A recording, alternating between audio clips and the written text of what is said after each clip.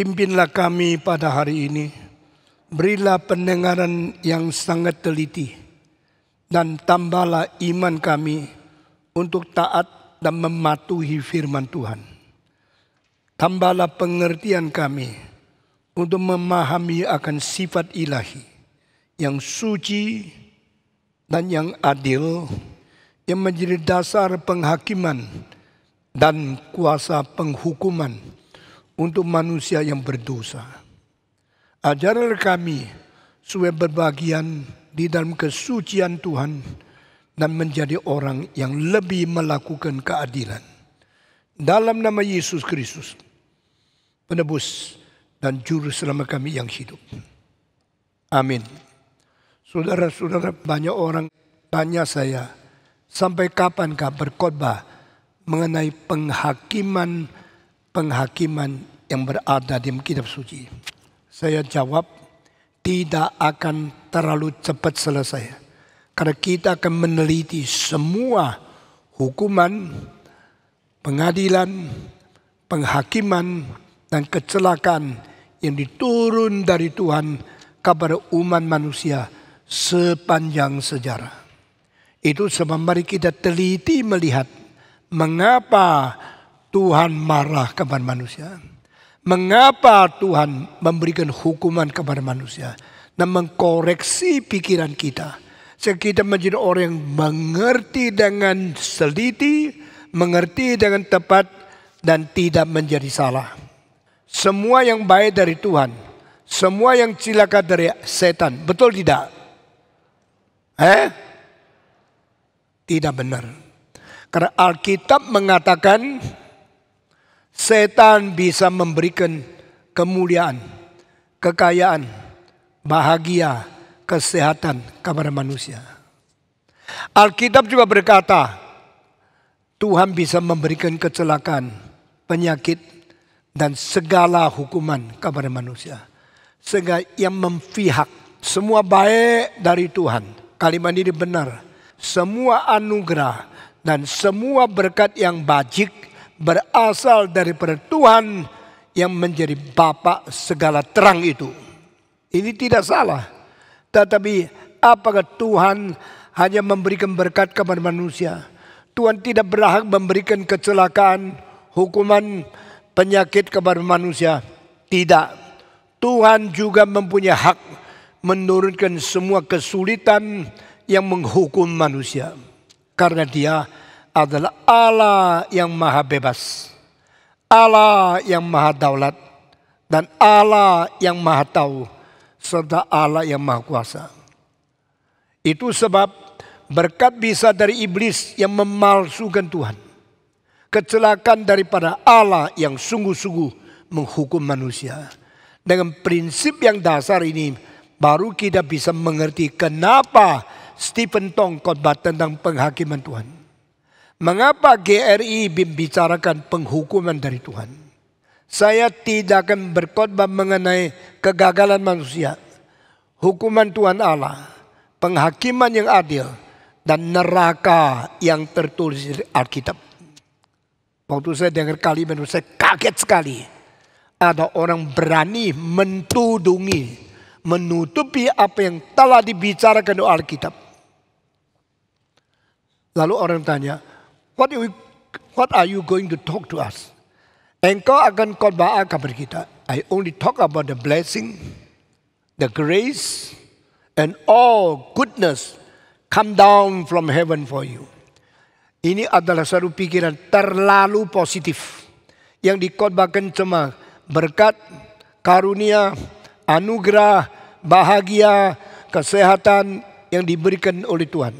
Sehingga gereja itu seolah-olah menjamin yang percaya Yesus pasti sukses, pasti kaya, pasti lancar, pasti menjadi orang yang subur, orang yang mendapat banyak berkat.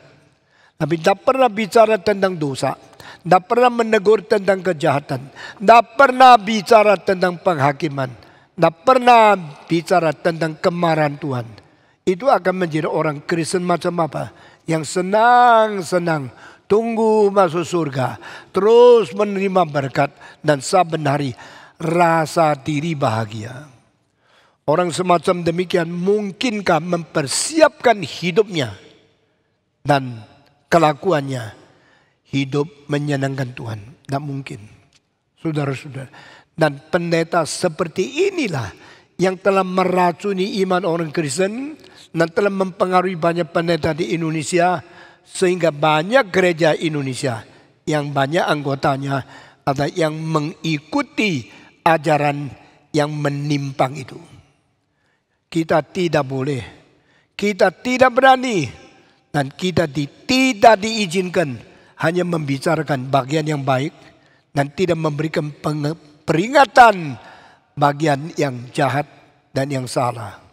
Saudara-saudara, Alkitab berkata kepada kita, Tuhan menghukum orang, Tuhan memberikan penyakit, Tuhan memberikan bencana, Tuhan memberikan tulah, khususnya yang kita akan khotbahkan 10 tulah yang diturun oleh Tuhan supaya dihukum orang Mesir.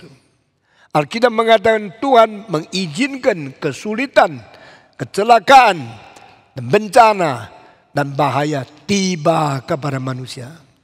Dan Alkitab juga membicarakan setan memberikan kesempatan, Yesus sembah sujud kepada saya 1 kali saja, saya akan mengkaruniakan seluruh kemewahan, kemuliaan dunia untuk engkau menikmati. Jawaban Yesus, nyalah engkau. Karena itu ajaran setan, bukan dari Tuhan. Kenapa gereja tidak membaca kitab suci? Kenapa gereja tidak membedakan sumbernya dari mana? Asal terima, asal telan semua pengajaran salah daripada yang disebut pendeta. Saudara-saudara, mari kita kembali kepada Tuhan. Hari ini kita akan membicarakan bukan zaman seluruh dunia dibuang oleh Tuhan.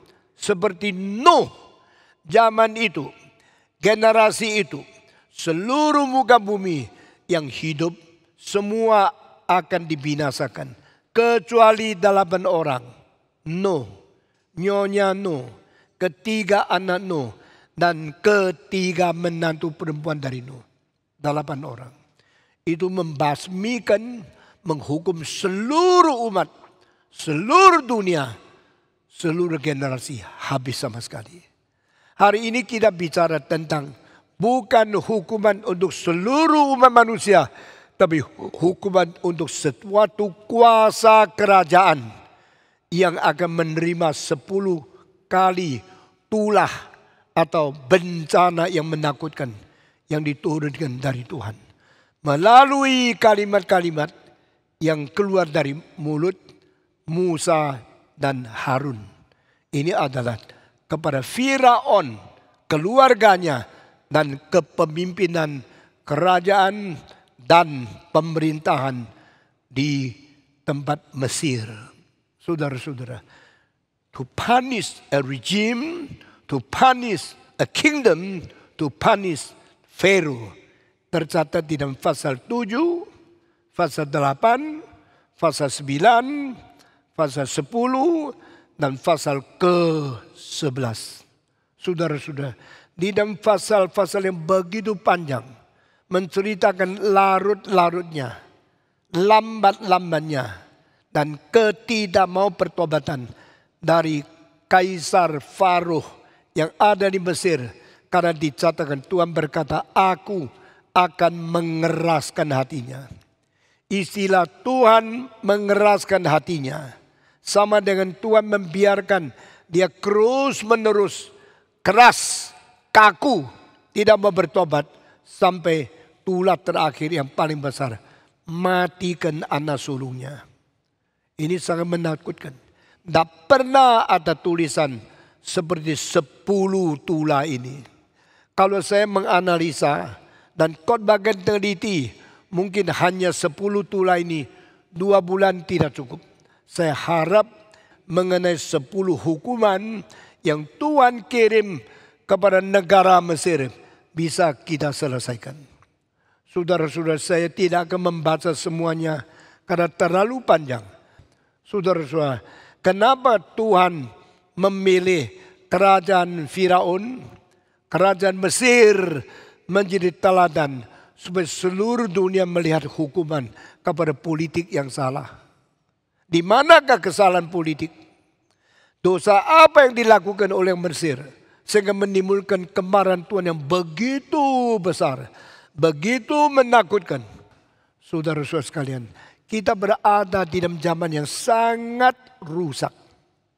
Banyak rektor, profesor, sekolah universitas Kristen sudah tidak ada iman atau tawar sekali imannya. Mereka sudah tidak ada moral yang sangat jauh daripada Tuhan. Rektor kita di sekolah teologi pernah lulus dari sini lalu naik ke sekolah teologi reform di Amerika. Sesudah itu naik lagi SC3, pergi ke Yale dan pergi ke Boston College. Waktu dia lulus S2 pulang ke sini, saya minta laporan. You sekolah bagaimana? Profesormu baik. Oh patung bagus sekali. Profesor saya hebat sekali. Pikirannya hebat sekali. Pengetahuannya luas sekali. Pengajarannya dalam sekali. Akademik nomor 1 di dunia. Saya tahu. Yale saya kenal kok. Saya pernah tinggal di Yale. Dan saya pernah kenal Yaya Ling lulusan doktorat dari Yale. Saya tahu. Lalu saya tanya, profesormu baik di mana? Waduh, buku yang terdalam. Itu buku etika yang paling mutakhir. Semua dia sadar dan siap mengajar dengan baik. Saya bilang, kalau pengetahuannya begitu baik, dia punya akademik begitu tinggi, bolehkah jawab saya, moral dia bagaimana? Mulai geleng kepala. Kalau moral sih tidak beres. Saya tanya, tidak beres di mana? Dia cerai sama istri aslinya, lalu cerai nikah 3 kali dengan muridnya yang cantik-cantik yang masih muda. Istri asalnya dibuang, yang cantik-cantik diambil, setubuh sama mereka. Itu profesormu? Iya Pak. Itu dosenmu? Iya Pak. Lalu engkau belajar apa di bawah dia? Belajar etika. Saya geleng kepala. Kalau orang yang etikanya buruk seperti ini masih boleh menjadi guru etikamu, saya takut engkau bawa etika borok itu ke dalam gerakan reform Injili Indonesia. Hati-hati. Kalau engkau ceraikan istrimu, saya buang engkau. Kalau engkau berzina dengan anak perempuan yang lebih cantik, saya usir engkau. Gerakan reform harus jaga baik-baik. Oh tidak. Pak, saya di sini pasti tidak menjalankan apa yang dipraktekkan oleh profesor yang brengsek itu. Dia boleh jadi profesormu secara otak. Tidak bisa menjadi profesormu secara watak. Saudara-saudara, sekarang masih baik-baik. Sangat menghargai istrinya, sangat mencintai anaknya. Sesuai dengan kitab suci. Lalu kita sekarang dirikan CIT, Calvin Institute of Technology. Apakah kita harap kita juga jatuh seperti mereka yang hanya pintar akademik, yang hanya mahir di dalam pengetahuan, tapi merosot di dalam moral? Tidak. Saya berdoa Tuhan, kalau saya yang dirikan STT di sini, saya yang mendirikan universitas ini, biarlah apa yang saya doakan kepadamu, saya pelihara iman di hadapanmu. Minta Tuhan menjaga profesor di sini, dosen di sini, pendeta di sini, semua menjaga kesucian, semua memelihara iman yang sesuai dengan kehendak Tuhan. Saudara-saudara, sekarang saya mau tanya, kerajaan Mesir kerajaan penting tidak? Kerajaan Mesir kerajaan berkuasa tidak? Kerajaan Mesir kerajaan yang berusia lama tidak? Kerajaan Mesir kerajaan yang mempunyai keberhasilan di dalam segala bidang tidak? Jawaban adalah mutlak berhasil. Mutlak berkuasa. Mutlak tinggi yang dicapai. Dan mutlak menjadi kerajaan yang paling penting di dalam politik, di dalam kuasa, di dalam pengelolaan, di dalam membebaskan masyarakat, dan di dalam keadaan agama dalam zaman kuno. Seorang murid daripada Sokrates namanya Plato. Pada waktu gurunya dibunuh karena 2 dosa menurut pengadilan waktu itu. Pertama, ateis. Kedua, mengajarkan murid-murid berontak sama masyarakat. Lalu saya selidiki. Masa Sokrates ateis? Kenapa pengadilan di Athena menuding Sokrates ateis? Jawaban adalah karena tidak percaya dewa-dewa. Oh, itu namanya ateis. Saya juga tidak percaya dewa-dewa. Engkau juga tidak percaya dewa-dewa. Tetapi kita bukan ateis. Karena kita percaya Allah yang tertinggi hanya satu. Yehova. Allah Tritunggal. Allah Bapa, Allah Anak, Allah Roh Kudus. Tetapi kenapa saya tidak percaya dewa-dewa? Seperti Sokrates tidak percaya dewa-dewa. Saya bukan ateis, dia disebut ateis.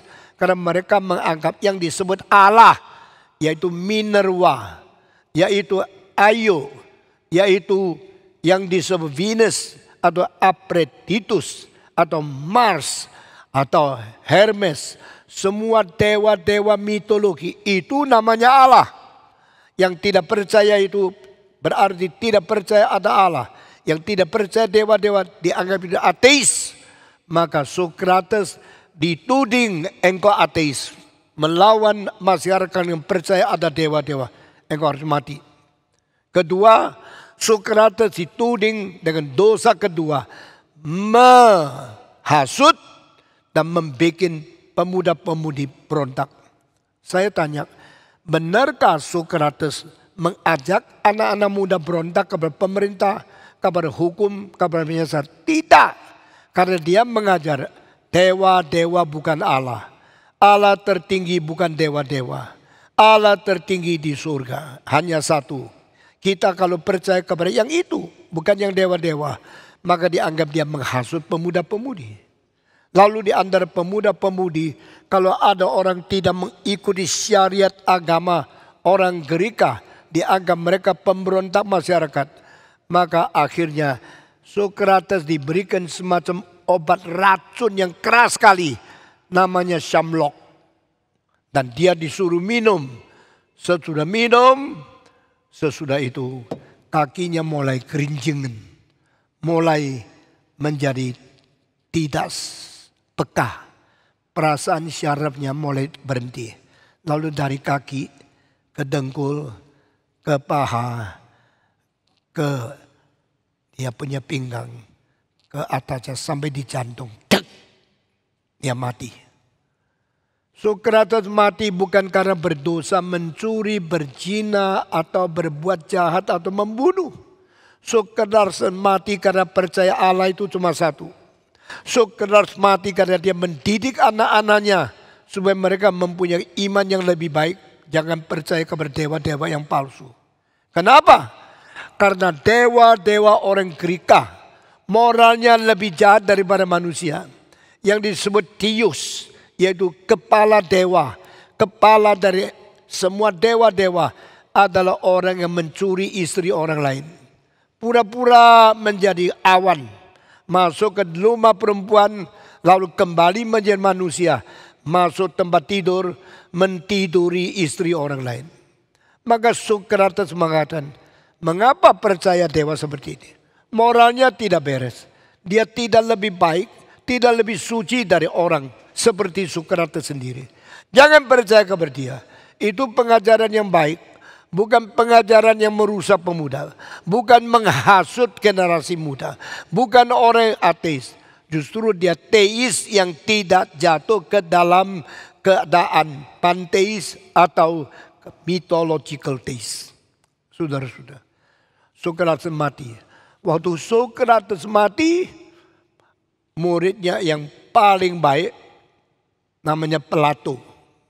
Plato aslinya namanya Aristokel. Bukan Aristotle ya. Aristokel. Dia orang dari utara datang ke Athena belajar di bawah guru namanya Sokrates. Tapi setelah 8 tahun dia tidak mau lulus. Sama sekali beda sama anak-anak sekarang. sudah 4 tahun lulus, cepat-cepat selesaikan SKS. Curi lihat kah, nyontek kah, atau suruh orang bantu dia untuk pelagit, mencuri atau mengambil barang orang lain, bikin teaser supaya cepat lulus. Ini orang-orang student yang tidak beres. Plato belajar sendiri, tidak menyontek, bikin tesis sendiri, tidak mencuri. Dia sampai 8 tahun, sudah 8 tahun, dia bilang saya tidak mau lulus. Kenapa? Sekolah mesti bayar. Engkau sudah 8 tahun tetap tidak mau lulus. Dia bilang guru saya masih hidup. Saya masih bisa mendapatkan moral, pengajaran dan pengetahuan yang tinggi daripada dia. Lebih baik saya tidak usah lulus. Saya sudah keluar, tidak ada kesempatan lagi. Saya mau belajar lebih setia, lebih lanjut, lebih panjang. Karena hidup saya masih boleh menerima pengetahuan. Ini murid yang baik. Selama saya mengajar dari umur 15 sampai sekarang umur 81. Di dalam 65 tahun ini saya menjadi guru orang lain. Cuma 2 murid mengatakan, bolehkah saya tidak usah lulus? Dua-duanya di sekolah teologi. Saya tanya, kenapa? Engkau mesti pergi. Murid lain itu mau masuk. Dia bilang, kalau boleh Patong izinkan saya perpanjang 1 tahun lagi. Saya bilang, buat apa? Engkau sudah lulus boleh tapi ibadah jasa. Kamu dah suka cepat lulus. Bukan dah suka tapi saya sayang. Saya tanya kenapa? Karena banyak buku di perpustakaan di sekolah teologi. Saya belum sempat belajar. Kalau saya pergi tak dapat buku-buku seperti ini lagi. Tolong Patong, bicarakan dia rapat dosen. Izinkan saya tambah 1 tahun. Kami izinkan. Saudara-saudara. Lalu dia selama 1 tahun itu tidak kuliah. Karena dia sudah lulus. Dia saban hari masuk perpustakaan. Baca buku. Selidiki ini itu. Sampai ilmunya lebih banyak diperoleh oleh dia. 1 tahun kemudian dia harus keluar. Keluar dengan sedih sekali. 2 kali saya bertemu murid seperti ini. Inilah orang yang suka studi. Waktu Sokrates minum samlok meninggal dunia. Murid terbaik namanya Plato. Nama aslinya Aristoteles. Dia cepat-cepat pergi. Orang bilang, loh kenapa cepat pergi? Dia bilang, guru saya sudah mati. Saya sudah boleh pergi. Dia 8 tahun tidak mau pergi. Terus studi dengan rajin. Dengan tekun. Dengan panjang sabar. Sampai Sokrates hari itu mati. Hari kedua dia berangkat. Dia pergi. Lalu orang tanya, kenapa Anda terus di Athena? Tidak bisa. Karena orang Athena begitu brutal. Mereka bunuh jenius terbesar di dalam dunia. My teacher, my former professor, he's the greatest genius in the world. Why I should let myself living among these brutal people? Kenapa saya harus hidup di tengah-tengah bangsa yang begitu brutal? Saya harus cepat pergi. Saya tidak akan memberikan kesempatan untuk orang-orang barbar ini membunuh jenius selanjutnya. Dia anggap dia jenius. Gurunya hebat. Dia juga hebat. Saya mempunyai hidup yang bernilai. Yang mempunyai pelajaran yang begitu dalam. Kalau saya dibunuh lagi, berarti orang-orang ini mengambil kuasa dari Tuhan. Untuk mati hidupkan orang-orang pintar. Tidak boleh. Ini adalah unggul. Benih yang sukses dan unggul. Benih yang langka ini tidak boleh dibunuh orang lain. Lalu dia pergi. Saudara tahu, Plato pergi dari Athena. Dia kembali tidak? Kembali. Waktu dia kembali, sudah berapa tahun? Sudah 13 tahun. Dengar baik-baik ya. Waktu dia keliling seluruh dunia, pergi ke Turki, Persia, Mesopotamia, ke India, balik lagi ke tempat-tempat sekarang Asia Tengah, di tengah-tengah Middle East sampai Arabia, terakhir ke Mesir. Waktu ke Mesir, Dia melihat berapa hal. Pertama, cara sistem masyarakat top. Pengelolaan tanah mengetop. Pemerintahan dan keadilan mengetop. Dan mengetahui akan segala silsilah dan segala sesuatu pengaturan seluruh negara. Itu manajemen dan dia punya administrasi top. Waduh, dia sangat kagum dengan Fero yang berbijaksana. Dan sangat kagum dengan pengaturan petani-petani. Dengan cara memberikan gaji, cara menerima pajak, cara mengatur semua yang dikelola daripada penghasilan bumi. Cara membagi ke rakyat yang begitu administrasinya, organisasinya, bijaksananya. Begitu hebat. Sudah selesai dia bilang, sudah saya pulang ke Athena. Dia tidak takut dibunuh di Athena. Tidak, karena sudah 13 tahun gurunya dibunuh. Setelah dibunuh 13 tahun, orang Athena sudah tidak marah seperti dulu. Tidak ganas seperti dulu. Tidak brutal seperti dulu. Mereka mulai menjadi masyarakat yang lebih maju, lebih etis, lebih berwatak yang tinggi. Maka dia kembali. Dia kembali untuk apa? Cinta negaranya sendiri. Cinta bangsanya sendiri. Mau memberikan hidup dia. Berkorban untuk bersumbangsi mendidik generasi muda. Maka dia dirikan satu sekolah tinggi. Namanya akademia. Istilah akademi dipakai sampai sekarang menjadi akademik. Kita mempunyai dekan akademik. Kita mempunyai sistem akademik. Kita mempunyai cara ujian akademik. Kita mempunyai sesuatu gelar sistem akademik. Mulai dari Plato. 2350 tahun yang lalu. Plato menjadi sumber akademia di dalam seluruh dunia barat sampai hari ini. Skotlandia, Inggris, Perancis, Jerman, Greka, Polandia, Rusia, akademi dari hari itu. Dan di dalam akademia itu dia menerima murid. Di antara murid dia hanya satu yang otak yang paling tajam.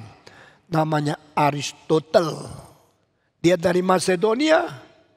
Dia pernah menjadi guru daripada Raja Iskandar Agung selanjutnya. Dan itu murid di antara ratusan murid yang menjadi mahasiswa di dalam akademia. Lalu Plato mengatakan, in my academy we have hundreds of students. Bring their body here, study here to be our people. Murid saya dari segala tempat kumpul di sini ratusan orang. Bawa badannya ke sini.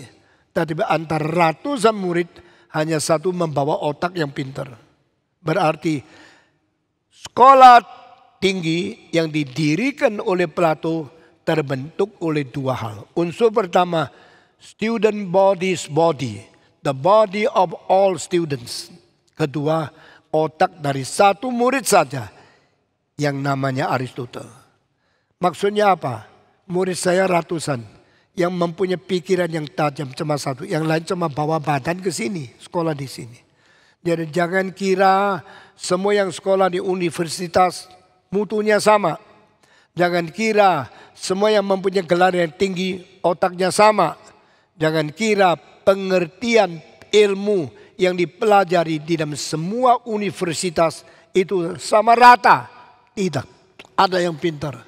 Maka Tuhan bangkitkan orang yang berotak tinggi itu menjadi harapan depan daripada bangsa. Itu benih unggul. Cuma bisa ikut pakai baju seragam, mendapatkan ijazah, pakai topi daripada gelar. Itu tidak tentu menjadi itu benih unggul. Tidak tentu menjadi pemimpin yang besar. Kita harus perhatikan ini. Ketakutan kalau tidak lulus ujian negara. Maka malu papa mamanya. Mereka mengancam guru. Awas ya. anak saya namanya ini. Kalau engkau tidak luluskan, saya bunuh engkau. Inilah pendidikan di mana banyak guru menurunkan derajat hanya karena takut diancam, takut dirugikan, takut dicilakakan oleh para orang tua daripada murid-murid. Sehingga keadaan derajat pengetahuan makin turun. Saudara-saudara, saya tanya, di dalam pengajaran Plato yang sudah keliling 13 tahun kembali ke Athena, dia mengajar apa? Salah satu ajaran tentang organisasi, pemerintahan, dan pengelolaan rakyat, petani, masyarakat di dalam kerajaan Firaun. Saya tanya, Firaun mempunyai kerajaan Mesir. Waktu itu kerajaan ini penting tidak penting di dunia? Jawaban paling penting. Karena dia pun dipuji oleh Plato. Dan waktu Plato berada di dunia, saya mau tanya, kerajaan Mesir sudah berapa lama? Paling sedikit sudah 1700 tahun. Karena Plato hidupnya 2350 tahun, piramid yang paling besar sampai sekarang sudah 4000 tahun. Berarti di seluruh dunia, baik Tiongkok, baik India, baik Babilonia, baik Assyria, baik Persia, tidak pernah ada kerajaan yang lebih besar, lebih penting, lebih jaya, lebih sukses daripada Mesir. Saudara-saudara, di timurnya Mesir ada kerajaan, yaitu kira-kira 4000 tahun yang lalu ada kerajaan Akkad, ada kerajaan Sumeria, lalu ada kerajaan Mesopotamia. Ini semua sejarah. Saudara yang sangat tertarik, silakan baca buku. Yang mengetahui pendetamu bukan menipu engkau, karena saya sangat belajar baik-baik di dalam sejarah supaya kita tidak salah. Bukan pendeta yang sembarangan ngomong, sembarang bicara apa yang tahu dan tidak tahu seenak mungkin. Saya bertanggung jawab. Dan waktu itu Abraham berada kira-kira 4000 atau 3800 tahun yang lalu.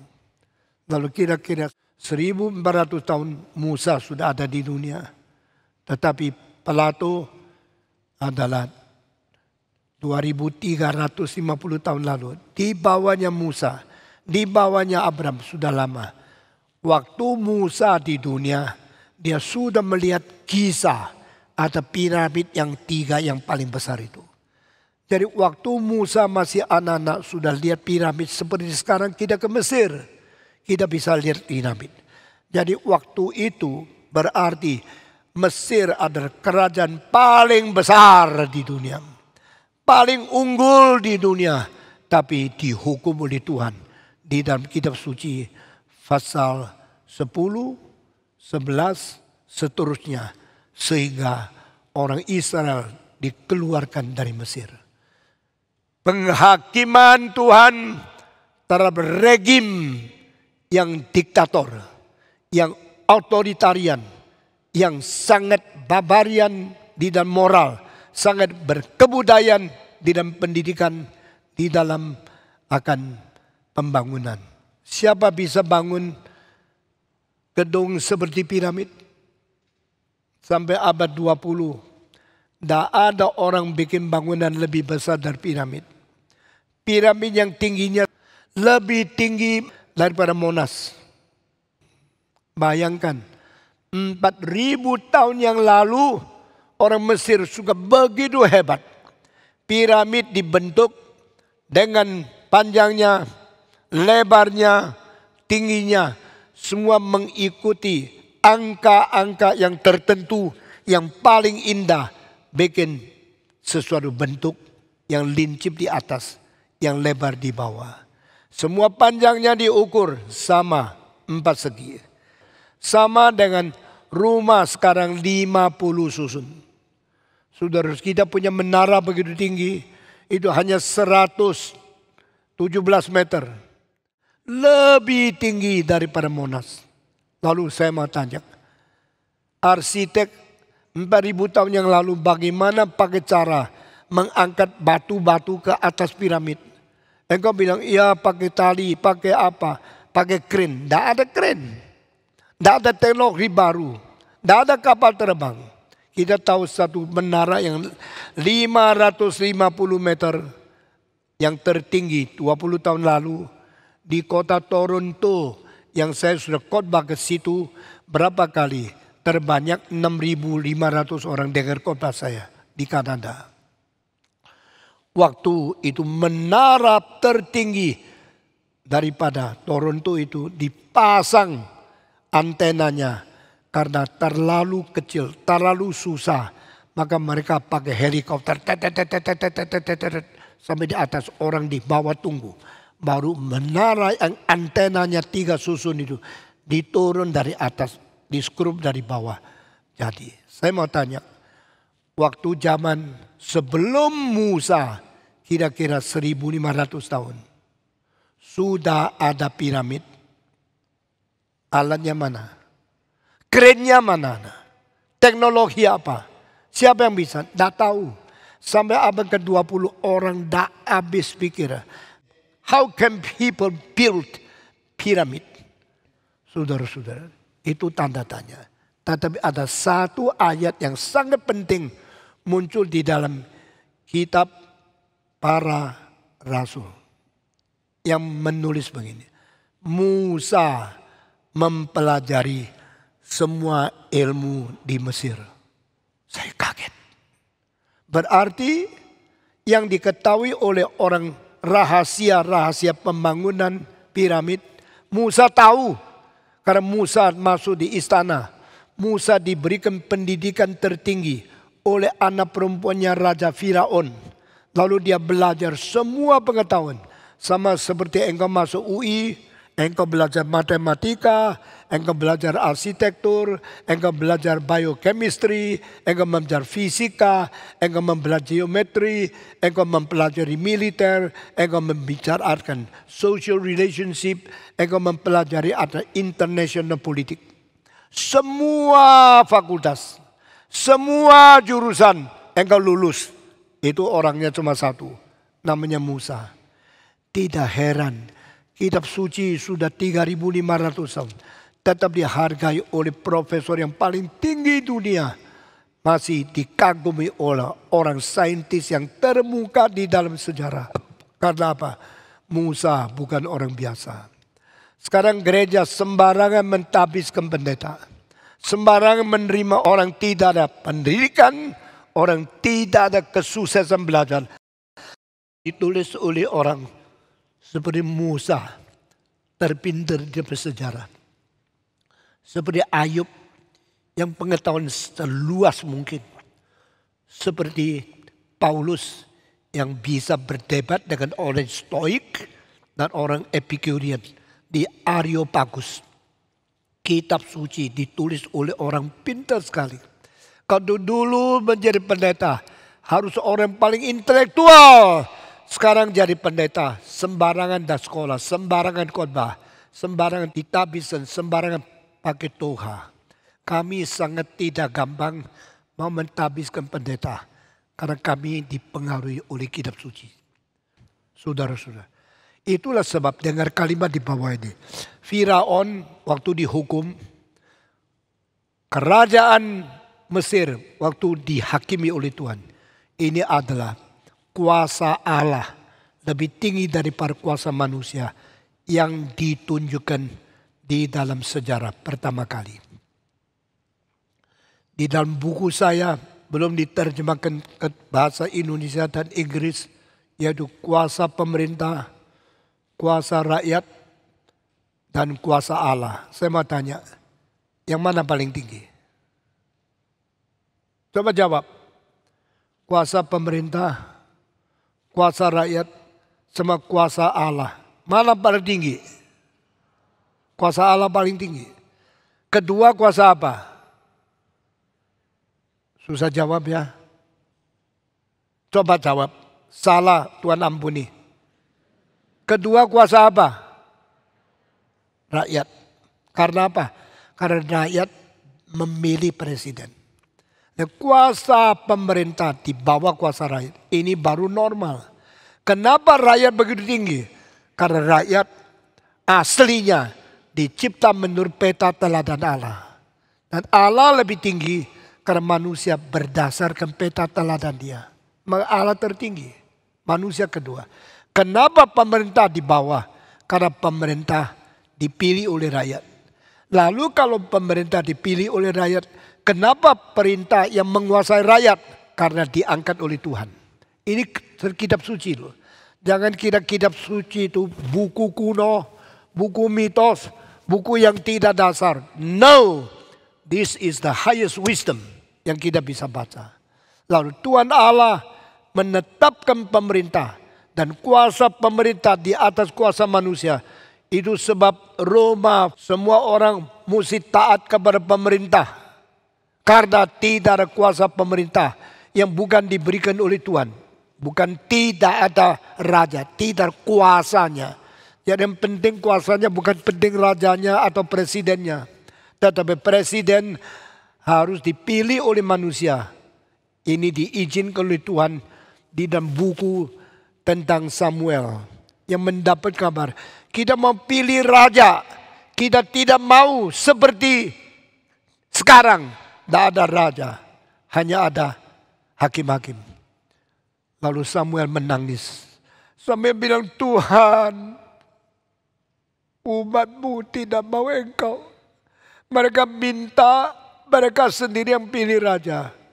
Tuhan mengatakan, jangan nangis, biarkan. Karena apa yang disuarakan oleh rakyat, dengarlah. Saya izinkan. Tuhan setuju demokrasi, di situ dilihat. Masih kuasa Tuhan lebih besar, tapi kuasa Tuhan mengizinkan kuasa rakyat untuk memilih pemimpin pemerintahnya. Ini berarti kuasa rakyat lebih tinggi dari kuasa pemerintah. Akhirnya orang Israel memilih Saul. Karena apa? Karena lebih tinggi. Karena ganteng. Maka waktu Tuhan menghakimi kerajaan terbesar di dunia. Berarti Mesir harus mengaku kuasa Allah lebih tinggi dari kuasa manusia. Ada beberapa tulah menyangkut binatang-binatang yang Tuhan pakai untuk mengacaui Mesir. Kenapa? Karena Mesir penyembah binatang. Dan Tuhan sangat benci hal yang salah ini. Baca di dalam buku Roma. Mereka tidak menyembah Sang Pencipta. Tetapi mereka menyembah yang dicipta. Mengganti Sang Pencipta yang hidup dengan binatang yang bisa mati. Inilah kebodohan manusia, penyelewengan iman manusia yang menimbulkan kemarahan Tuhan dari surga untuk menghakimi mereka. Ini sebabnya kenapa 10 tulah harus diturunkan kepada Mesir. Karena Tuhan mau mendidik bahwa Allah yang sejati berhak lebih tinggi dan menguasai semua kaisar, Firaun, raja di dunia. Kedua, Allah menyatakan bahwa ilah yang dibikin daripada katak, daripada lalat, daripada kutu-kutu dan semua binatang bukan Allah. Hancurkan Mesir melalui menghina katak, merusakkan akan segala binatang yang dijadikan perusak, pengganggu, dan pencelaka negara Mesir. Supaya tahu, God is the only God. The highest God is above all human beings. Highest God has power and authority. So sovereignty above all power of politics and of the world. Kita bersyukur. Hari ini saya khotbah sampai di sini. Mari kita berdoa. Waktu kita berdoa saya minta tua-tua Wiyogo naik ke atas. Pimpin kita untuk dalam doa untuk menutup khotbah pada hari ini. Mari kita semua berdiri. Kita semua tutup mata dan kita berdoa di hadapan Tuhan. Dipimpin oleh tua-tua Wiyogo. Terima kasih untuk anugerah Tuhan yang berikan kami kesempatan untuk bisa mendengar firman Tuhan. Bila kami pengetahuan untuk bisa memahami firman-Mu Tuhan, bila kami hikmat dan bijaksana untuk bisa menjalankan firman Tuhan. Karena kami tahu Allah kami adalah Allah yang berdaulat dan berkuasa atas semua kerajaan yang ada di muka bumi ini, dan berkuasa atas semua pemerintahan yang ada. Terima kasih Tuhan, bila kami kekuatan dan beri kami untuk berjanji untuk hidup yang suci, hidup yang takut dan taat pada Tuhan, hidup yang memuliakan Tuhan, hidup yang menyenangkan hati Tuhan saja. Terima kasih Tuhan, kami berdoa dalam nama anak-Mu Yesus Kristus, Tuhan dan Juru Selamat kami yang hidup. Amin.